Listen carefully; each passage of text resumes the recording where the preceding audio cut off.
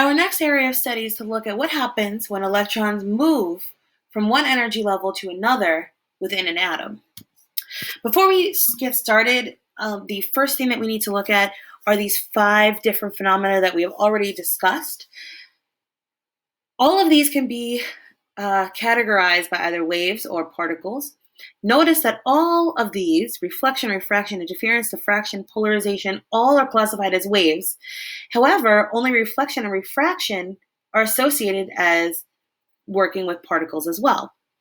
As we move forward and we're talking about the photoelectric effect that has to do with photons, we have to understand that photons are particles. They are not waves. So as we talk about these electrons, we're talking about atoms.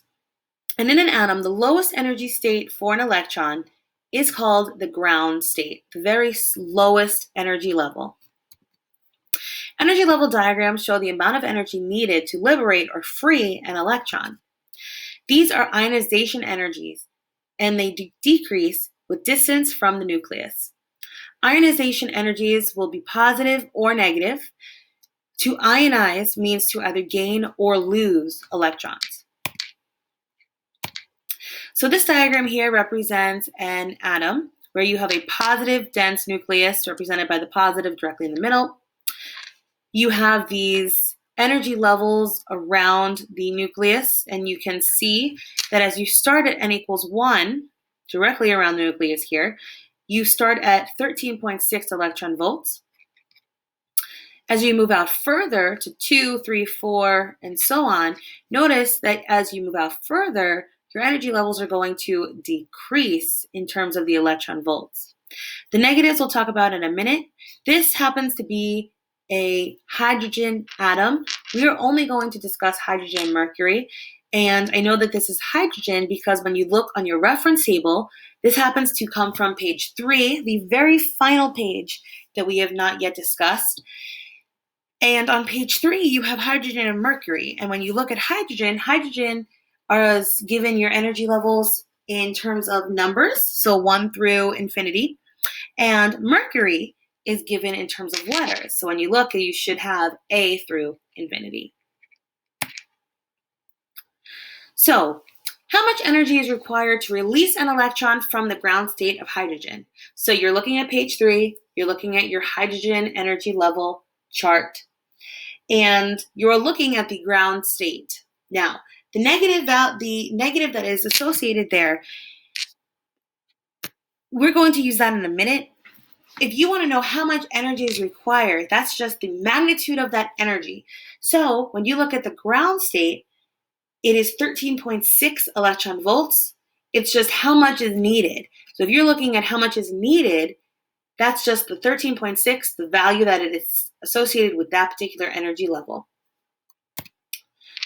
What is the frequency of the photon that can provide this energy? Well, if you are looking for frequency, we know we need to use one of our other formulas.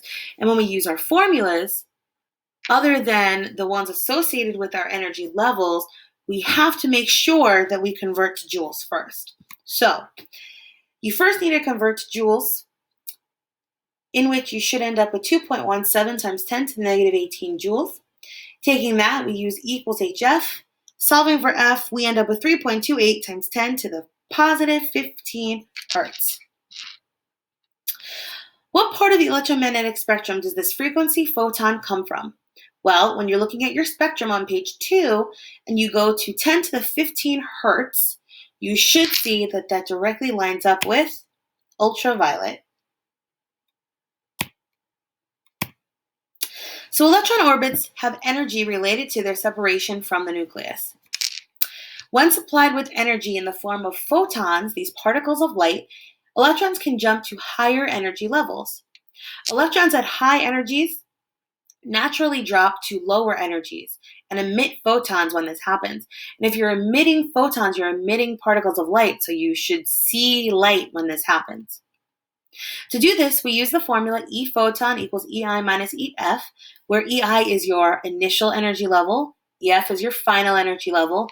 This formula is always in electron volts, so you do not have to convert. This is the only formula you do not have to convert for. This formula also uses the values that are on the chart. So when using this formula, we always associate the negatives so that we can get an accurate representation of the energy that is either going to be gained or emitted. So what is the minimum energy needed to move an electron from the ground state of hydrogen to n equals 4? So on page 3 of your reference table, you're looking at your hydrogen energy level chart. The ground state is n equals 1, and that's where you should see the negative 13.6 electron volts come from. They tell you that you're going to n equals 4, so that becomes your final energy level, and that you're associated with negative 0.54 electron volts. Subtracting these two, you end up with negative 13.06 electron volts. Your answer, again, is always in electron volts unless you need to convert. The electron then falls from n equals 4 to n equals 3. What energy photon is emitted by the atom? Well, now you're going from n equals 4, so that becomes your EI, so the value of your energy level at n equals 4. You're then going to n equals 3, which is negative 0.85 electron volts. Subtracting these two, you end up with positive 0.31 electron volts.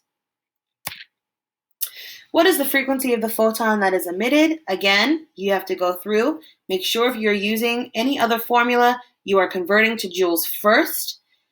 Then go ahead and convert for your frequency. So solving for E equals HF. Solving for your frequency, you end up with 7.48 times 10 to the 13 hertz. And lastly, you are asked what part of your electromagnetic spectrum will the photon be emitted in.